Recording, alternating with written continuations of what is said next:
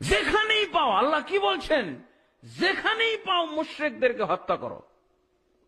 বাংলাদেশে পাও, ইন্ডিয়ায় পাও, মায়ানমারে পাও, আমেরিকায় পাও, ইউরোপে পাও, তাই না? এটা সন্ত্রাসী আয়াত না?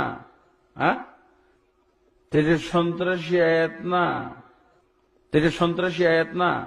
হ্যাঁ, মারাত্মক কথা। এই জন্য তো তর্জমা করতে আগে ডানে বামে পুলিশ দেখতে। আচ্ছা, এই বেলায় এফআইআর হয় না, কারণ কি?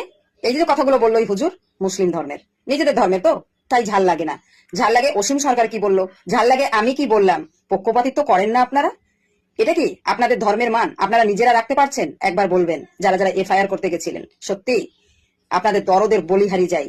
এত এত অন্যায় আপনারা করতে পারেন কি করে? মানুষ কথায় বলে উপর দিকে থুতু ফেলে নিজের গায়ে আগে পড়ে। আপনাদের গায়ে যে থুতুতে ভরে গেছে আপনারা সেটা দেখতে পাচ্ছেন না।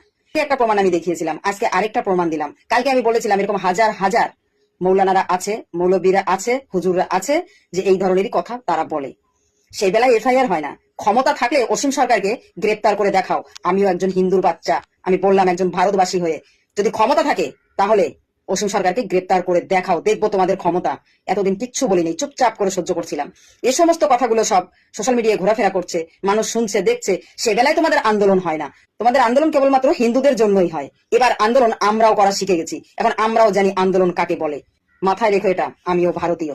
ক্ষমতা থাকলে করে দেখাইও, আর আমরাও দেখবো কত দম তোমরা রেখেছো। ছি ছি ছি ছি ছি, আপনাদের লজ্জা করে না? না, আপনারা অনেক ভালো মন্দ লোকেরা আছেন, তারা এগুলো দেখছেন না?